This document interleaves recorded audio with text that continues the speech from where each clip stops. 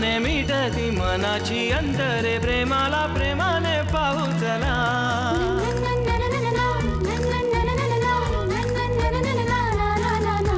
मनाशी बोलते जगाला जोडते, प्रेमाने जागते प्रेम नवे.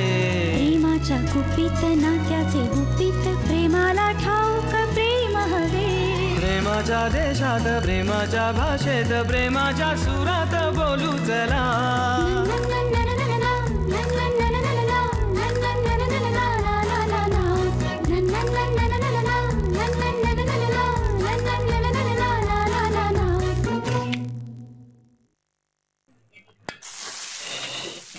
झालं, डाळ शिजली की झालीच. काय गरम होतंय ग. एप्रिल मध्ये एवढं गरम होतंय ना, तर मे मध्ये काय होईल मला कल्पनाच करवत नाही बाबा. मी दाखवलेल्या फोटोंचं काय झालं अलका? हे 3 शिट्ट्या झाल्या ना कुकरच्या उमा, की बंद करशील प्लीज? अरे वा, तू आता मला टाळायला लागलीस. काय काय टाळते मी? तू ईशाच्या लग्नाचं तर टाळतेच आहेस, पण मला वाईट असं वाटतंय की तू आता मला सुद्धा टाळायला लागलीस. का ते मला समजत नाहीये, पण माझे इतकं ओझं होतंय तुला. अगं, आपल्या घरात पिंकीला सुद्धा स्वतंत्रपणे आपलं मत मांडता येतं, मग तुला काय प्रॉब्लेम आहे? नाही, काहीच प्रॉब्लेम नाहीये. आणि उमा, मी खरंच तुला टाळत वगैरे नाहीये अगं. ठीक आहे, तुला तसं काही दिसतच नाहीये, तर आता काय करणार? हे बघ, आपण 2 वेळा त्यांच्या घरी जाऊन आलो, पण त्यांच्याकडनं काहीही उत्तर नाही. मला मान्य आहे आपली मुलीची बाजू आहे, पण म्हणून आपल्याला इतकं गृहीत धरायचं? म्हणजे त्यांनी कसंही वागायचं, आपण आपले विनम्र. तू ना उमा, खरं तर या सगळ्याला खूप भडक स्वरूप देतेस. ऍक्च्युली तसं काहीही नाहीये. नाहीये? मग काय आहे काय? अगं, कधीतरी सिरियसली घ्यायला नको? हो, त्यांना विचारायला नको की बाबांनो तुमचं काय चाललंय? ते दोघं तरी त्यांच्या नात्याबद्दल सिरियस आहेत का? त्यांना एकमेकांशी लग्न करायचंय का? आणि हे प्रश्न सातत्याने त्यांना कोणीतरी विचारले पाहिजे. हो, नाही तर मग हे कुठे भरकटेल काही सांगता येत नाही ग. आणि अलका, या वयातला प्रेमभंग अतिशय भयानक असू शकतो. आणि मुळात त्या व्यक्तीबद्दल आपल्याला प्रेम वाटतंय का हे तरी नीट समजायला हवं ना. आपल्या मुलीच्या आयुष्याचा प्रश्न आहे. मी ईशाला फोन करणार आहे आणि तू मला अडवणार नाहीयेस. अगं थांब थांब, मी लावते ना तिला फोन. हो, मी लावते. आणि स्पीकरवर ठेव. मला त्यातलं काही कळत नाही बाई. बापरे, तू चांगलीच हुशार झालीस का याच्या. हाय. हॅलो ऐशू. काय आता कुठल्या मुलाचा फोटो आलाय? Switzerland, Bangkok, Himachal Pradesh? कुठल्या नवीन मुलाचं नाहीये, पण या आधी तुला जे फोटो दाखवले त्याचं काय झालं ते सांग मला आधी. आई अगं काय ग, माझं काय चाललंय, तुमचं काय चाललंय? हा, उमा काकू विचारतीये तुला की तुला फोटो दाखवले त्याचं काय? अगं आई, तिचं काय करिअर आहे का माझं लग्न म्हणजे? काय पोरकटपणा लावलाय? ईशा, फोन स्पीकरवर आहे आणि उमा काकू ऐकतीये. वाव, खूप छान, खूप छान. आय लव्ह यू काकू. हॅलो उमा काकू, आय लव्ह यू टू. तू आता ऐकलंस मी काय बोलून गेले तुझ्याबद्दल? आय एम सॉरी काकू, आय एम रिअली सॉरी. हे बघ, मी खरंच खूप जास्त टेन्शन मध्ये आणि मी त्या नादात काहीतरी वेडवाकडं बोलून गेले. I am genuinely sorry. पण हे सगळं असलं तरी माझा प्रश्न राहतोच, हे काय चाललंय तुमचं? आमचं काय चाललंय?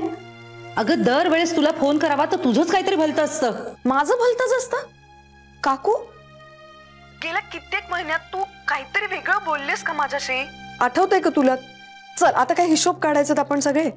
हे बघ, तू मला कुठेतरी भरकटवू नकोस. तू सिक्रेट्स ठेवतेस, तू क्लिअरली काही सांगत नाहीस आणि तू आम्हाला विचारतेस तुमचं काय चाललंय. आता का गप्प आहेस? बोल ना, हिशोब करायचा आहे ना. सगळे भांडा नुसते माझ्याशी. हा, हे बघ, तू पुढच्या आठवड्यात इथे ये, मी काही लोकांना बोलावणार आहे. काकू यार, प्लीज यार, प्लीज ट्राय टू अंडरस्टँड. एक मिनिट, तुम्ही मोठ्या बाबांशी बोललात काय सगळं? हा, मोठ्या बाबांनी समजा मला सांगितलं ना तर मी तात्काळ निघून येईन सासवडला आणि ते सांगतील त्या मुलाशी मी लग्न करेन. ठीक आहे? अच्छा, म्हणजे तुझा काही प्रॉब्लेम नाहीये. थँक्यू. आम्हाला फक्त मोठे बाबांना कन्व्हिन्स करायचंय. आम्ही बोलतो त्यांच्याशी. काकू तुम्हाला जे हवं ते इंटरप्रेट करा माझ्या बोलण्यातनं. हा, मी आता खरंच खूप कामात आहे. मी फोन ठेवते. बाय. अगं इशू, हे बघ, तिचं काहीही म्हणणं नाहीये. आता फक्त मोठ्या बाबांना कन्व्हिन्स करायचंय. हा, तू लक्षात ठेव, तुझ्या समोर झालंय हे सगळं. हो हो. हा,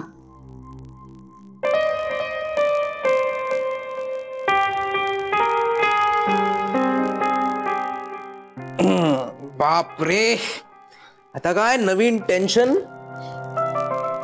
काय सांगू अरे, इथे एकीकडची आग विझवायला जावी तर दुसरीकडे वणवा भडकतोय. मी वकिली सोडून फायर ब्रिगेड जॉईन करू का रे? नको, तिकडे जीवाला धोका असतो. इथे लग्नाला धोका आहे. अरे बापरे, आणि कोण आहे त्याचा सूत्रधार? माझी काकू. ओ, म्हणजे तुझ्या केस मध्ये काकू मला वाचवा असं म्हणून तुला त्यांच्या पायाशी जावं लागतंय काय? नाही, आणि यावेळी ती नाही वाचवणार मला. तिला जाणवलं रे, ओमची ही फॅमिली त्याची खरी फॅमिली नाहीये. मग खूप विरोध करते ती. रोज एक नवीन स्थळ आणून उभं करते माझ्यासमोर. मग आवडलं का कोणी ओमपेक्षा जास्त? सागर प्लीज. हे बघ, मी तुझा मूड फक्त लाईट करण्याचा प्रयत्न करतोय. कसं आहे, एवढं इंटेन्स डिस्कशन ना जास्त वेळ झेपत नाही मला. ते तसं असेल तर बरंच आहे. मग तर तू सतत ओम सोबत राहत जा. किमान म्हणून तरी तो येईल मग माणसात.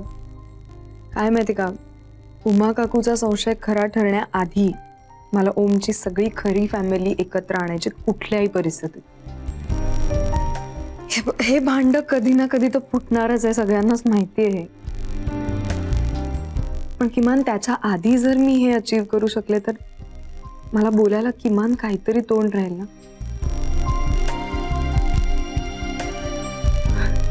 यामध्ये सगळ्यात विरोधात जर कोण असेल तर तो साक्षात माझा नवरा आहे. की एनर्जी खर्च होते ना या सगळ्यात सागर. खूप दमायला होतं रे. इट्स टायरिंग, पण म्हणून सोडायचं नाही. चलते रहने का. आमच्या प्रयोगाचंच बघ ना. अगं 1% प्रयोग सुद्धा यशस्वी होत नाही. 10 वर्ष लोक काम करत असतात. कधी कधी आयुष्यभराचं कामही वाया जातं. पण म्हणून निराश होऊन चालत नाही का. चलते रहने का. दिवस संपला की मागे टाकायचा आणि नवीन प्रयोग सुरू करायचा. एक मिनिट, मी फायर ब्रिगेड जॉईन न करता सायंटिस्ट व्हावं असं सुचवतोयस का तुम्हाला? अगं नाही ग बाई, नाही.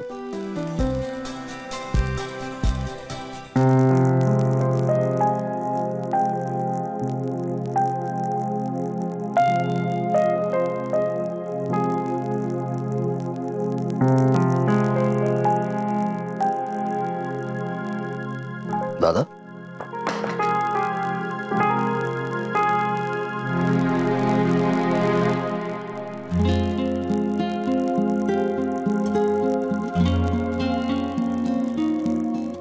दादा.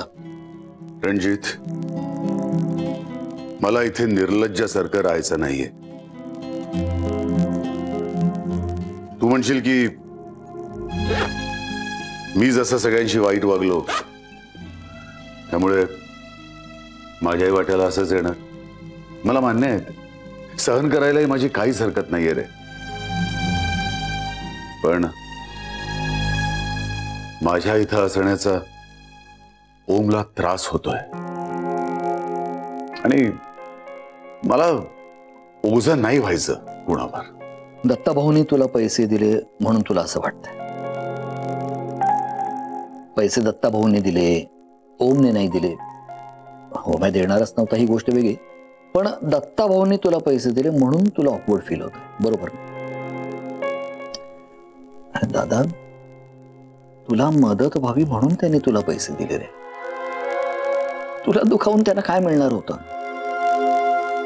आणि तुला पैसे दिले म्हणून त्यांचा इगो सुखावण्याचं काहीतरी कारण आहे का रे?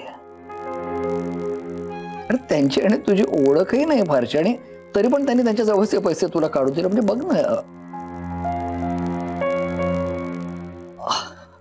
आणि अरे त्यावेळीची परिस्थितीच तशी होती ना. ईशाकडून त्यांना समजलं की तुला पैशांची गरज आहे आणि मग त्याने मागचा पुढचा विचार न करता स्वतः जवळचे पैसे काढून तुला दिले. इतकंच. हे इतकं सोपं नाहीये रणजित. आता तूच म्हणालास ना की त्यांची माझी फारशी ओळखही नाहीये. मग कसे घेऊ मी पैसे त्यांच्याकडून?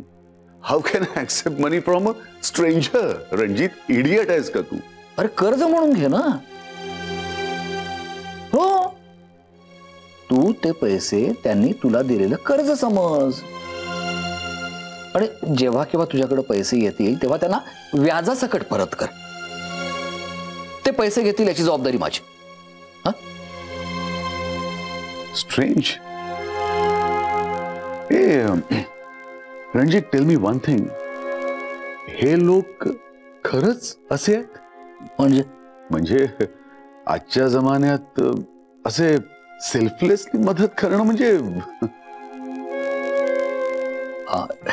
US मधल्या लोकांच्या बद्दल काय अनुभव नाहीये मला, पण आपल्या देशात आहेत आणि आपल्या घरात तर आहेतच आहेत. या हे यु नो व्हॉट, मला असं वाटतं की मी गेल्या जन्मी काहीतरी पुण्य वगैरे केलं असलं पाहिजे, म्हणून मला या जन्मी हे असे लोक भेटले. अरे वा. एका सायंटिस्टचा पूर्वीच्या जन्मावर विश्वास बसला.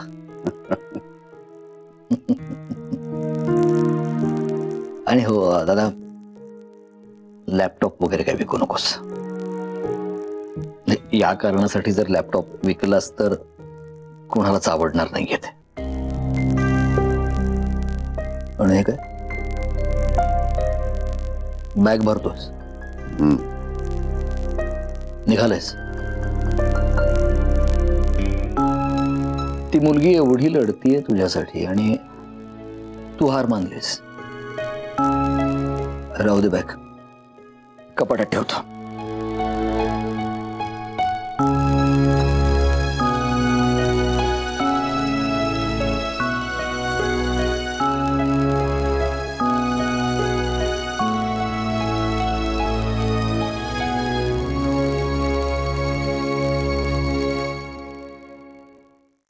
ईशा, मी दादाशी बोललो. एक मिनिट, ओम नाहीये ना ते बघतो आधी. अहो, ओम नाही, तो तणतणत गेला नाही का बाहेर मगाशी? अरे हो, तो गेला नाही का? आणि आता अवघडच आहे, म्हणजे तुम्ही सुद्धा घाबरायला लागले तो ओमला. नाही, घाबरत नाही का, पण काळजी घ्यायला हवी ना थोडी. बरं, मी दादाशी बोललो. तो काही लॅपटॉप विकत नाहीये. Thank God, thank God. अहो, एवढ्या मोठ्या सायंटिस्टच्या हातून लॅपटॉप जाणं म्हणजे केवढा मोठा लॉस आहे. आणि मी त्यांच्या रिसर्च फंडसाठी प्रपोजल्स घेऊन आलोय ना. नाही म्हणजे मी घेऊन आलोय ह्याचं बोस्ट नाही करत आहे मी. अहो, ते एवढे मोठे जिनियस आहेत की ते नुसते हात वर करून उभे जरी राहिले ना तरी रांग लागेल लोकांची. अरे आम्हाला माहिती आहे तू बढाया नाही मारत आहेस. हा, पण मग म्हणजे काय आता? नाही, मी म्हणतोय की जर का त्यांनी एखादा प्रोजेक्ट घेतला तर ते कमिटेड असतील ना प्रोजेक्टला. म्हणजे इथेच राहणं आलं भारतात, मे बी कायमचं. ओ, अरे पण असं कसं करता येईल त्यांना? त्यांचा पासपोर्ट कुठला आहे काका? नाही, मला साधं बोलणं पण अवघड जातं त्याच्याशी. पासपोर्ट बद्दल मी कसं विचारणार त्याला? पण हे तू का विचारतेस? अरे म्हणजे ते ग्रीन कार्ड होल्डर असतील तर आता पुन्हा त्या सगळ्या प्रोसिजर्स आल्या, तिथल्या सगळ्या गोष्टी सरेंडर करून समजा इथे स्थायिक व्हायचं म्हटलं तर पुन्हा त्या सगळ्या किचकट टीडियस प्रोसेसेस आल्या. आणि कसं आहे, US ला आता एक नवीन ताप आहेच ना त्यांच्या डोक्याला पुन्हा. सो या सगळ्या दृष्टीने त्यांनी इथेच राहणं भारतात हा सगळ्यात उत्तम पर्याय वाटतो मला तरी. आणि भारतात राहायचं म्हटलं तर घर हवं. आणि आता हे घर तर लिगली ओमच्या नावावर झालंय. तो नाही राहू देणार त्याला. प्लीज तुम्ही तरी असं नका ना बोलू प्लीज. हे सगळं ना त्या विलमुळे झालंय. त्या विलचं वाचन एक नेमकं आत्ताच कशासाठी झालं ना तेच मला कळत नाही. ते झाल्यापासून बदलली ओमची भाषा. काहीतरी हक्क बिक्क बोलायला लागला वेड्यासारखा. याच्या आधी कधी त्याच्या तोंडी ऐकली होती तुम्ही अशी भाषा? कुठून आलंय हे सगळं त्याच्यात? शी. पण ईशा, त्याला हे सगळं नकोय. अगदी सगळं त्याच्या नावावर झालं असेल ना तरी त्याला हे सगळं नकोय. तो हे फक्त लढाईचं एक शस्त्र म्हणून वापरतोय. आणि मला ती लढाईच नकोय सागर.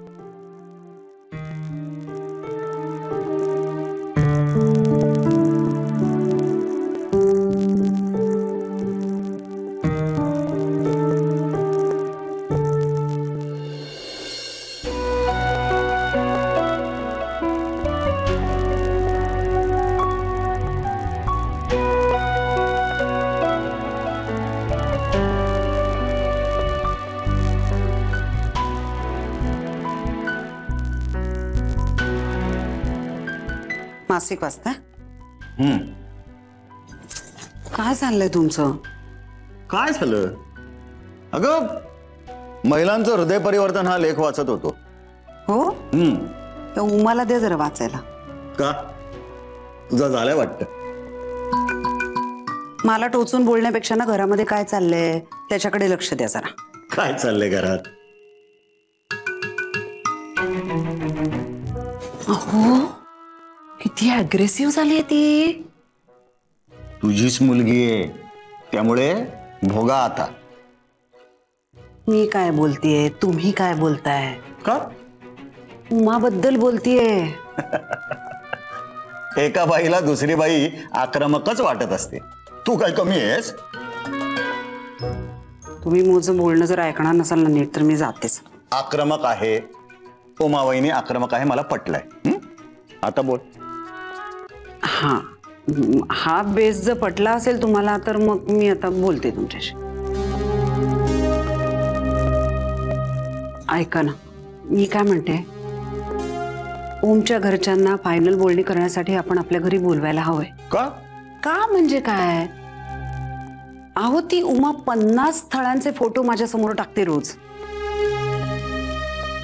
ते इशूला दाखवायचे असतात, ते मी दाखवू शकत नाही तिला, कारण ती माझ्या अंगावर येते वस्कन. आणि मी ते दाखवले नाही म्हणून उमा बोलते मला परत. ती चिडते, 100 प्रश्न विचारते मला. आणि या सगळ्यामध्ये ना मी वाईट ठरतेय. मला कंटाळा आला या सगळ्याचा.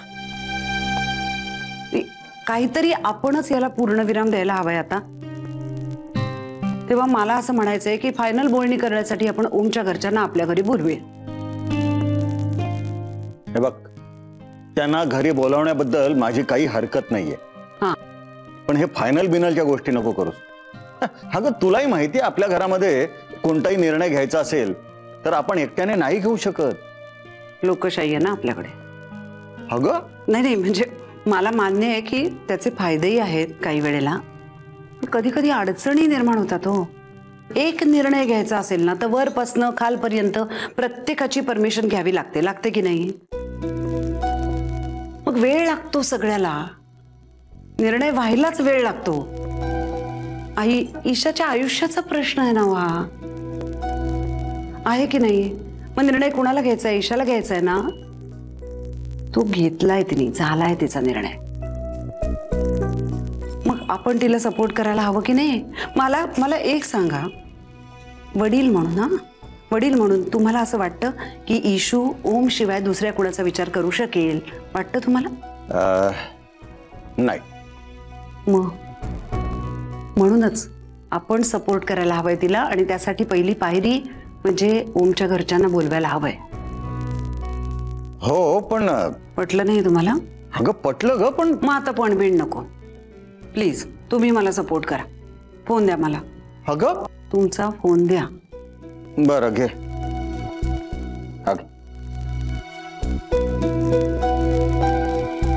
तुम्ही मला सपोर्ट करा. फोन द्या मला.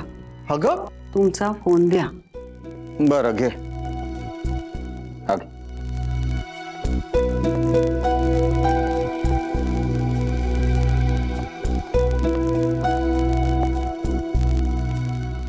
हॅलो शोभना, मी अलका बोलतेय. मी असं म्हणत होते की या रविवारी तुम्ही सगळेजण सासवडला या. हो, नाही आपलं चाललं होतं ना भेटायचं नुसतंच बोलत होतो आपण. रविवारी सगळे असतात घरात तर मग सगळ्यांचीच भेट होईल. आमच्याकडनं हे आमंत्रण आहे तुम्हाला. या, मी वाट बघते. या सगळे या. अगं इतक्या तडकाफडकी सगळ्यांना बोलावलं सुद्धा तू. काय म्हणतील घरातले सगळे? म्हणू दे, घरात कुणाला घाई नसेल, नाही ईशा ओमला सुद्धा घाई नसेल, पण मी नाही थांबू शकत आता. मी एका मुलीची आई आहे ना हो मी. मला घाई असणारच, नाही थांबू शकत मी.